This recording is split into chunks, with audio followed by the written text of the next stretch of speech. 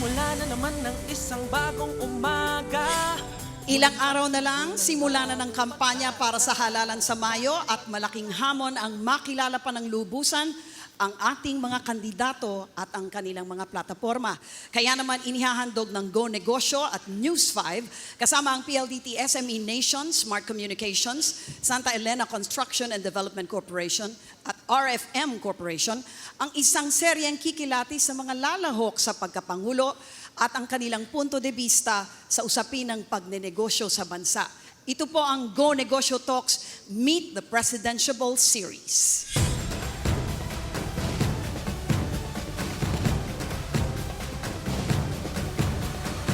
Simula na naman ng isang bagong umaga. At para tulungan tayong mas kilatisin pa ang ating panauhin ngayong araw, makakasama po natin ang ilan sa mga ginagalang na personalidad sa larangan ng negosyo at ekonomiya. Una sa listahan si Attorney Mike Toledo mula sa Philippine Bar Association Committee on Business Reforms and Public Affairs.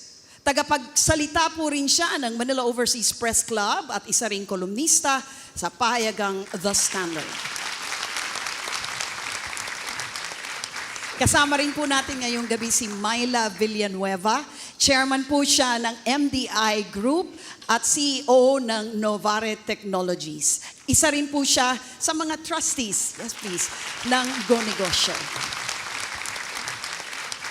At narito rin po si Cheryl Quintana ng Orice Spa Solution na pinarangalan bilang Most Promising Filipino Franchise noong 2015.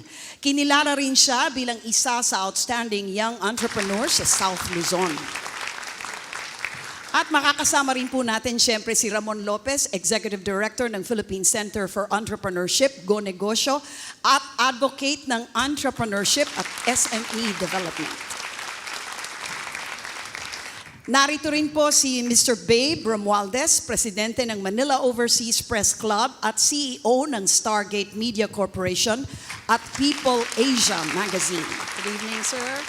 At para kumumpleto po sa ating mga panelista, makakasama rin po natin si Grace Gupana, ang Pangulo ng Kingdom of Jerusalem Hallelujah Global Foundation. Siya rin po ang founder ng ABS Gen Herbs International Corporation, isa sa mga pioneer ng herbal supplement manufacturing sa bansa. Welcome po sa ating mga panelists. Sa ika-4 na handog ng ating Presidential Series, ibinasura na ng COMELEC ang disqualification case laban sa kanya.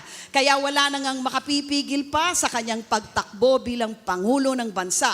Ang kanyang kamay na bakal sa syudad ng Davao, masusubukan na nga kaya sa buong bansa. Mga kapatid, makakaharap po natin ang tinaguriang The Punisher at Dirty Harry ng Mindanao, ang standard bearer ng PDP laban, si Mayor Rodrigo Digong Duterte.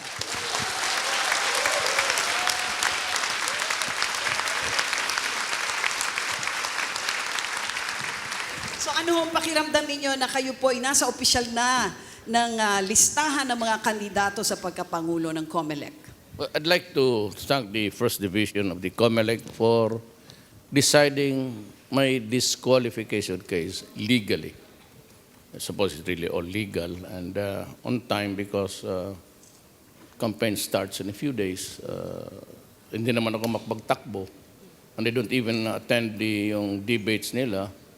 Sabi ko nga, nandyan sa inyo yung candidacy ko. It's not filed. We are reviewing it and so it would look incongruous for me to be on stage debating at a COMELEC sponsored na hindi naman ako kandidato. But now that it's all over, so I'm ready for anything. We'd like to begin with Mr. Mon Lopez. Ang Go Negosyo po ay isang movement or advokasya na sumusulong sa pagpapalit ng kaisipan, mindset, para ang lahat ng Pilipino umunlad, umasenso at magtagumpay. At kilala naman po kayo na maraming mga drastic moves sa pagpigil ng kriminalidad, bawal na droga, at korupsyon. So, sa inyo pong style, ang itatanong ko lang po, meron po ba kayong nakikita pang isang mga drastic move para talaga maisulong ang pagnenegosyo, ang pag-asenso ng bawat Pilipino para tuluyang ma-alleviate ang poverty? Well, I have a plan, actually. I will reserve a sizable amount. I'll place it in the hands of the Department of Trade to assist itong Go Negosyo. And for those maybe efforts and programs na walang pera, then they can go in. It's really to help the small guy there and create a business somewhere. Just a problem how to create a little economy everywhere, especially in the urban areas na hirap. What do you mean a sizable amount? You're going to give this amount away? It has started, as in, like the it would be billions. Sorry? Billions. Ay, itong kung tutulong na lang rin ako, then I said, maybe not even more than your counterpart. Okay. At naniniwala po kayo na importante rin na yung kaalaman din, aside from financing, the training. Yes, the at, training, pagtutulong. the seminars, that's where the Department of Trade should come in. And I would task that agency to do exactly what is expected of it. Help the small, micro, and How do you expect the legislature to support you in such a move? Sa budgeting pa lang po, sir. they will support me. If I become president, they will support me. Oh, Parang dali. malaman yung sagot na yun. Either you, do not create a constitutional crisis. Huwag mo kong pahiyaan sa mga tao. Because the option to close you is always there. Kanina kasi, Mayor, nasa labas tayo, you mentioned about taxes. At marami ng mga studies, data na nagsasabi that the Philippines has one of the highest, if not the highest, in the ASEAN region, for example, in terms of corporate taxes and income taxes. Do you have a specific program on how to address these issues being raised on taxation? Alam mo, before I came here, I passed by Secretary Barata.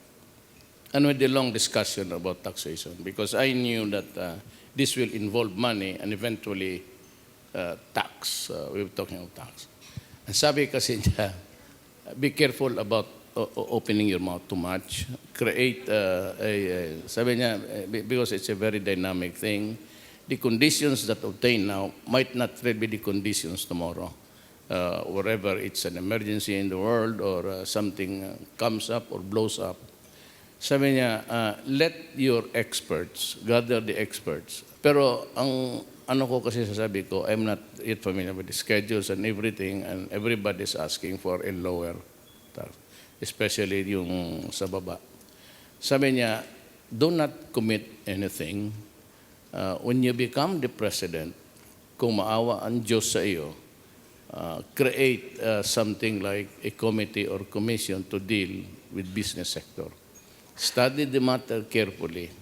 And if you have to come up with some changes there, either lowering or if you want a gross schedule for all of the taxes, sabi niya, gawin mo. But at this time, I said, do not commit on anything.